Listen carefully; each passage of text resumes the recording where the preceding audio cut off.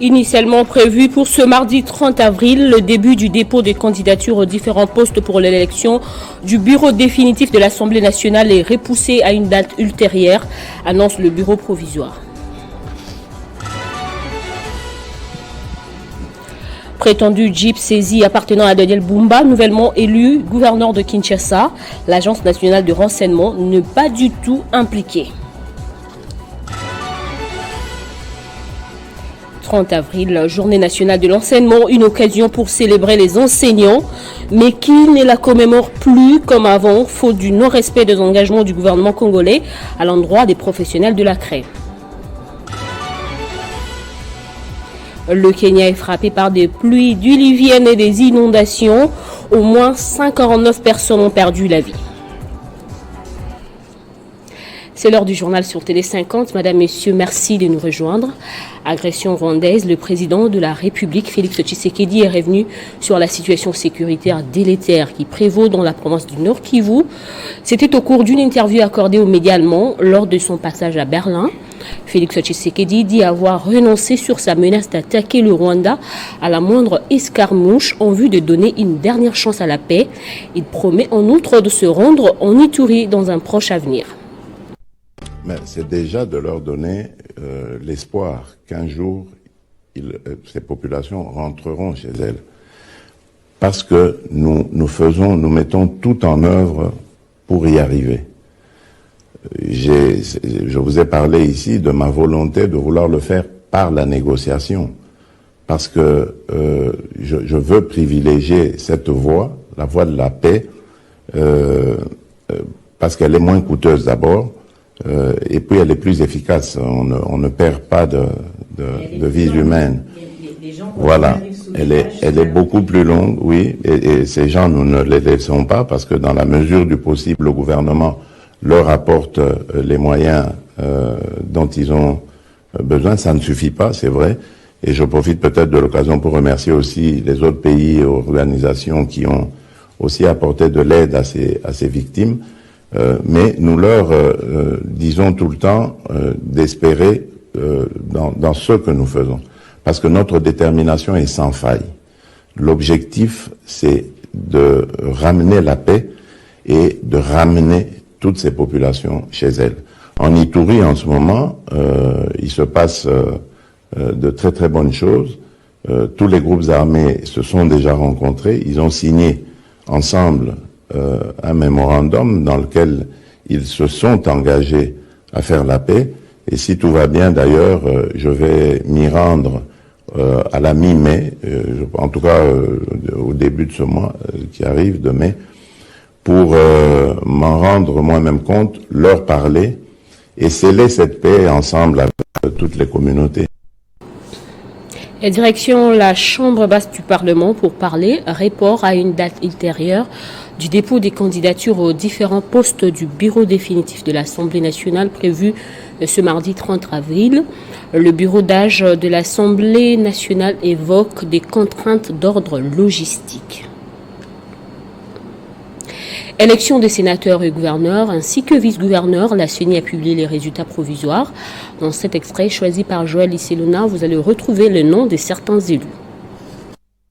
Province de Bazuélé est élu provisoirement gouverneur de province.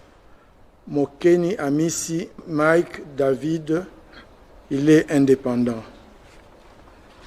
Province du Haut-Katanga, 48, nombre total de votants, 47, suffrages valablement exprimés, 47. Est élu provisoirement Kiabula Katwe Jacques de Kinshasa. Nombre total est élu provisoirement gouverneur de province, Bumba Lubaki Daniel. Province de Kwango est élu provisoirement gouverneur de province, Bitwisila Lusunji Willy. Province du Maniema est élu provisoirement gouverneur de province de Maniema, Monsieur Moussa Kabouakoumbi Moïse. Province de Mongala est élu provisoirement gouverneur de la province de Mongala, Monsieur Makaka. Élection de gouverneur au Sud Kivu, vers un second tour pour départager Jean-Jacques Pouroussi et Émile Soumaïli. Aucun candidat n'a pu atteindre la majorité absolue de 25 voix sur les 48 votants. Ainsi, un second tour devra avoir lieu dans les 48 heures selon la loi électorale. Élection de gouverneurs et sénateurs, on en parle encore, mais cette fois-ci dans la province du Haut-Katanga. Jacques Yaboula a été réélu comme gouverneur. On note également l'élection de l'opposant Salomon Kalonda comme sénateur lors de ces élections qui se sont déroulées à huis clos et dans la sérénité sans aucun incident. Un reportage de Jean-Marc Kolo. Après la campagne électorale des candidats gouverneurs et sénateurs le week-end dernier, le Haut-Katanga, à travers son assemblée provinciale, n'a pas attendu longtemps pour convoquer son électorat constitué de ses élus provinciaux. Bien avant les élections, un important dispositif policier a été déployé afin de contenir tout débordement. Les formalités d'usage étant réunies, l'antenne locale de la CENI plante les décors afin de définir les noms de gouverneurs, de son vice et sénateurs. Après les dépouillements, 4 d'entre les candidats sénateurs ont trouvé l'approbation auprès des élus provinciaux. Jean-Michel Samalou Kondé, Premier ministre sortant, est désormais sénateur de la province du Haut-Katanga avec 13 voix recueillies. Il est suivi de Salomon Kalonda Idi du parti Ensemble pour la République qui a recueilli 11 voix. Jacques Kaboula Katwe, 7 voix. Et Jean-Félix Mopandé en indépendant avec 6 voix. En dépit de sa première force au sein du Parlement provincial, l'UDPS Tshisekedi n'a pas su produire un sénateur dans la province du Haut-Katanga. Quant au gouverneur, 16 candidatures étaient retenues pour la course. À l'issue du vote, Jacques Kaboula Katwe a obtenu 35 voix sur un total de 47 votants. Bavon Banza, 12 voix sur 47. Dans la suite, figurait Jean-Claude Kanfoua Kimimba, vice-gouverneur sortant, qui malgré ses résultats, continue à témoigner sa loyauté envers le chef de l'État, son Excellence Félix-Antoine Tshisekedi Tshilombo, ainsi qu'à l'Union sacrée. En véritable républicain, Jean-Claude Kanfoua Kimimba promet de continuer à servir l'État congolais partout où il s'est. Et puis, ce démenti fait par l'Agence nationale de renseignement concernant la saisie des véhicules du candidat gouverneur Daniel Bumba pour corruption. L'ANER affirme que ces informations sont fausses et félicite les concernés pour son élection. Ce 30 avril est la journée nationale de l'enseignement en République démocratique du Congo. Elle est l'occasion de célébrer la façon dont les enseignants transforment l'éducation, mais aussi de réfléchir au soutien dont ils ont besoin pour déployer pleinement leurs talents et leurs vocations. Jadis commémorée, actuellement la journée se passe dans une quasi-indifférence des professionnels de la CREI suite au non-respect des engagements du gouvernement congolais. Jean-David Kilolo nous fait les points. Cette journée est une occasion de célébrer la façon dont les enseignants transforment l'éducation, mais aussi de réfléchir au soutien dont ils ont besoin pour déployer pleinement leurs talents et leurs vocations, et de reconsidérer la perspective d'avenir de la profession au niveau national, international. C'est dans ce cadre que le ministre sectoriel de l'EPST, Tony Mwaba, cadre, circonscrit. Cette journée constitue le moment où nous devons nous arrêter pour jeter un regard rétrospectif sur les chemins parcourus et de projeter les balises d'une meilleure prise en charge des défis qui demeurent. Que depuis quelques décennies, notre système éducatif a traversé des périodes très difficiles caractérisées par des guerres et des crises économiques à répétition qui ont impacté négativement la qualité de notre enseignement qui fut parmi les meilleurs. Il faut ajouter à cela la marchandisation de notre sous-secteur qui a davantage détérioré la qualité de l'enseignement. Qu'à cela ne tienne, le gouvernement congolais n'a pas baissé les bras, étant donné l'attention qu'il accorde à l'enfant congolais. Être enseignant, c'est avoir la chance unique de transformer durablement la vie des autres en contribuant à façonner un avenir durable et en favorisant l'épanouissement de chacun. Pour autant, le monde est confronté à une pénurie d'enseignants sans précédent, aggravée par une dégradation de leurs conditions de travail et de leur statut. Et au fil des années, nous avons compris que la journée a perdu toute sa saveur. Et parce que aujourd'hui, l'enseignant que nous sommes, ou que je suis, ne représente plus ce que représenterait l'enseignant dans le temps. Donc voilà, grosso modo, ce que je peux donner comme remède. La gratuité de l'enseignement, c'est une bonne chose, mais est-ce qu'elle a été bien pensée avant d'être mise en place? Je ne pense pas. Cette journée devra permettre aux enseignants d'analyser les défis auxquels ils sont confrontés et de présenter des pratiques inspirantes pour attirer, retenir et motiver les enseignants et motiver les apprenants et tout faire pour que l'État congolais réponde à ses obligations. Cette célébration devra également être l'occasion d'examiner la manière dont les systèmes éducatifs, les sociétés, les communautés et les familles manifestent leur reconnaissance et leur appréciation envers les enseignants et les soutiennent activement. En bref et en images, une dizaine de personnes, parmi lesquelles les enfants en territoire de Fizi, au sud Kivu, sont décédés après des pluies diluviennes qui se sont abattues dans cette partie de la province. Selon les sources sur place, c'est la troisième fois que ces habitants sont frappés par cette catastrophe, mais aucune réponse adéquate n'a été trouvée jusque-là pour éviter de pareils cas. La catégorie professionnelle des agriculteurs, éleveurs et fermiers de l'église Parole du Salut Gombe a organisé la 3e édition de la foire agricole à Kinshasa.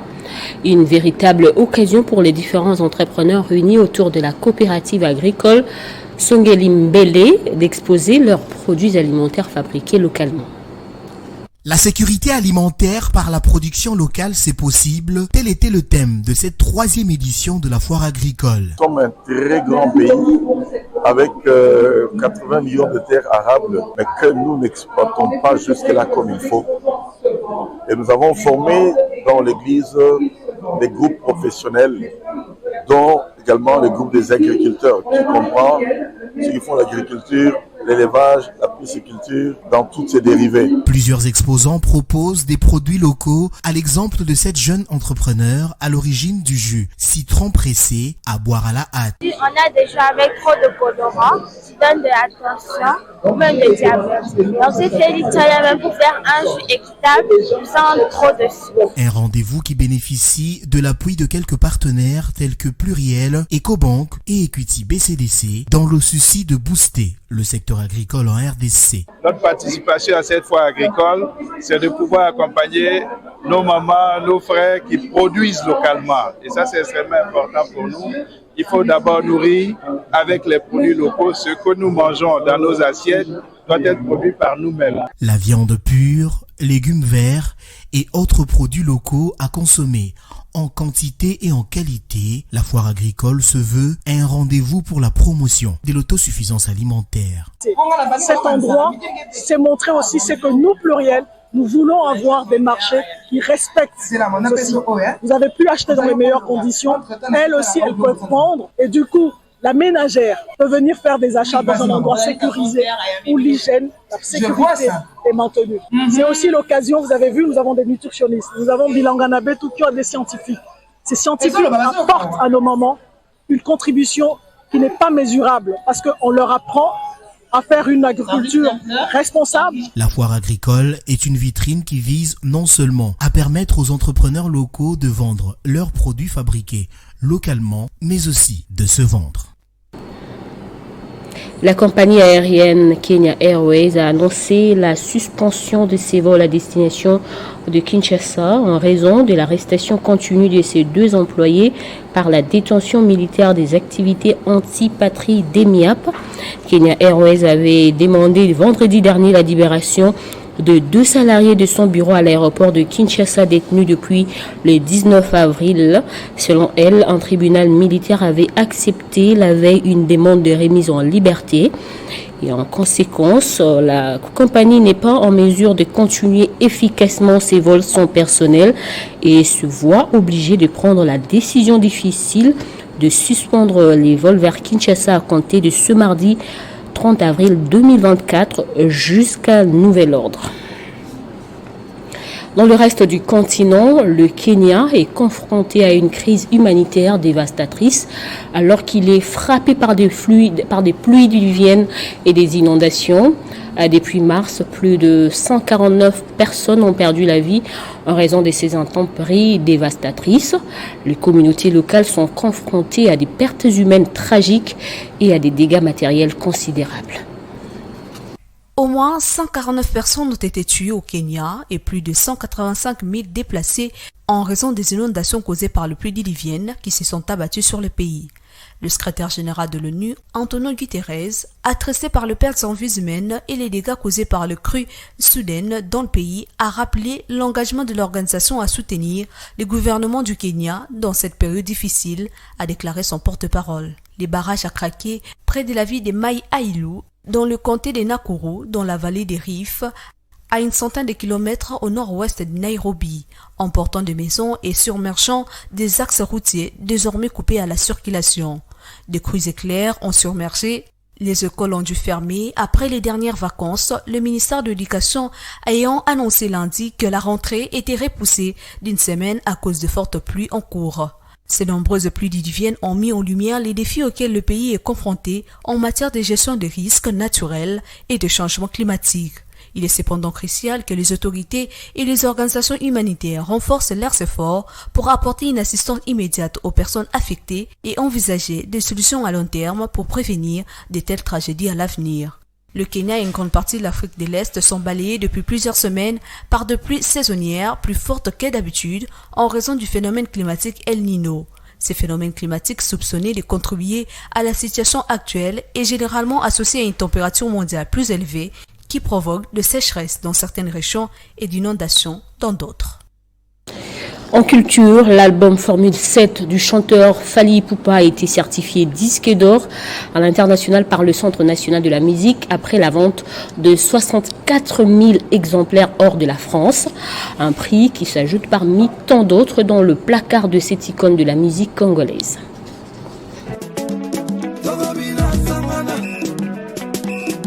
Après son album à succès Tokos de 2017, Fally Ipupa avait reçu son disque d'or sur la scène du Stade de Martyrs octobre 2022, consacré par le SNEP. Cette industrie musicale, sous tutelle du ministère de la Communication française, revient cette fois pour certifier disque d'or l'album Formule 7 sorti en 2023. Contenant plus de 30 titres dans son répertoire qui ont fait bouger les grands publics tant national qu'international, tels que le morceau SL, Mayday, MH ou encore Afsana, dans lesquels l'on peut vivre de l'amour en même temps de la vengeance. Je me battrai toujours pour toi, malgré ma camaliona. Avec un cumul de plus de 100 millions de streams à l'échelle mondiale, cet album à succès de celui qu'on appelle Aigle a atteint le palier nécessaire pour recevoir avec honneur cette prestigieuse reconnaissance. Faudra noter que c'est une première qu'un album 100% rumba congolaise obtienne une telle certification hors des frontières. Un travail acharné, salué par des mélomanes qui se sentent fiers de faire. Place au rappel des titres.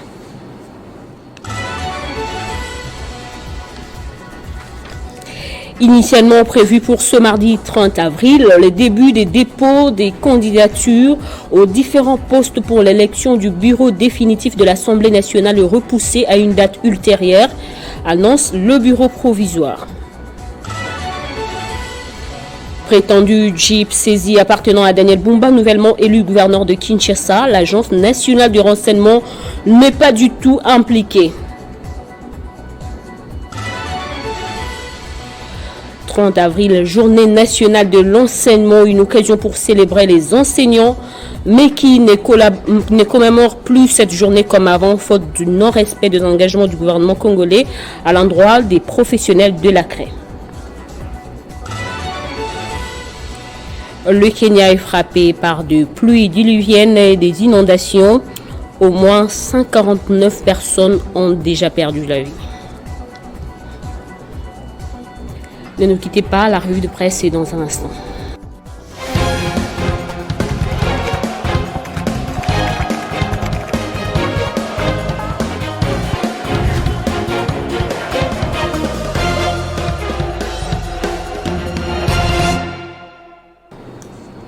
C'est avec Héritier Tamboua que nous allons fêter les journaux parus ce mardi. Bienvenue à vous. Merci beaucoup Bédrine, bonjour et salutations respectueuses à toutes ces personnes qui nous suivent partout. Quoi de neuf pour les journaux parus ce mardi? Eh bien Bédrine, comme vous le savez, la République démocratique du Congo a vécu hier lundi une journée hautement électorale qui s'est bien déroulée globalement à travers les provinces. On peut lire à la une de Radio Okapi, élection des gouverneurs et sénateurs dans 20 provinces. Ces médias précisent que 20 des 26 provinces ont organisé les élections des gouverneurs et sénateurs. Elles n'ont pas eu lieu dans les provinces de l'Équateur, du Kwilu, de Maïndombe, de l'Ituri, Nord Kivu et au sud Ubangi pour des raisons sécuritaires ou encore parce que les bureaux définitifs dans leurs assemblées provinciales ne sont pas encore installés. Bédrine, renseigne Radio Okapi. À Kinshasa, affirme pour sa part Dépêche.cd, le successeur de Jean Tiningo Bilambaka est bien connu désormais, Daniel Bumba Loubaki. D'un média à un autre, Bédrine Kenge, Scoop RDC écrit quant à lui, élection du gouverneur du Haut-Uélé, CBN s'est fait ridiculiser. Ces médias révèlent que dans un dénouement électoral captivant, Jean Bakomito a été couronné gouverneur de la province du Haut-Uélé, Bédrine, succédant ainsi à Christophe Bassianonanga. CBN dans les Haut-Katanga signale ces sites d'information. C'est le gouverneur sortant, Jacques Kiaboula Katoué, qui est élu avec 35 voix sur 47. Là-bas, Fifi Masuka revient sans surprise, Bédrine, avec une victoire écrasante, 21 voix sur 24. Et votre deuxième sujet, c'est concernant l'affaire cardinal Fridolin Ambongo, les voix qui continuent de s'élever pour fustiger justement l'ouverture d'une action judiciaire à son encontre. Absolument, mais rappelons d'abord ici que le parquet reproche au cardinal Fridolin Ambongo, archevêque métropolitain de Kinshasa, de propager des faux bruits avec des propos séditieux dans ses différentes prises de parole en public et de décourager par voie de conséquence les militaires au front contre l'agression rwandaise. Moïse Katumbi, relayé ici par Radio France Internationale, s'est dit indigné. Pour lui, le cardinal Ambongo n'est fait que porter la voix des Congolais qui endurent sans fin des souffrances atroces. Le docteur Denis Mukwege, prix Nobel de la paix, cité par le même média, a également condamné cette action judiciaire, la qualifiant des dérives dictatoriales. Selon lui, cette initiative illustre l'instrumentalisation bédrine politique du pouvoir judiciaire et constitue une sorte d'harcèlement à l'encontre du cardinal Ambongo. Pour ce média français, l'opposant Martin Fayoulou estime que le régime actuel prend une déviation progressive, incontrôlée et dangereuse, voulais-je dire, pour la République démocratique du Congo. Envisager alors d'engager Bédrine une action en justice contre le cardinal Fridolin Ambongo et la goutte d'eau qui fait déborder le vase, les propos du cardinal dans les cadres de sa mission, j'en termine là-dessus, prophétique, sont partagés et acceptés par la majorité des Congolais. Voilà qui m'a fait à notre revue de presse de ce mardi. Bédrine King. Merci Héritier Tamboua pour toutes ces précisions. Je vous en prie. Et c'est également la fin de ce journal. Merci de votre fidélité.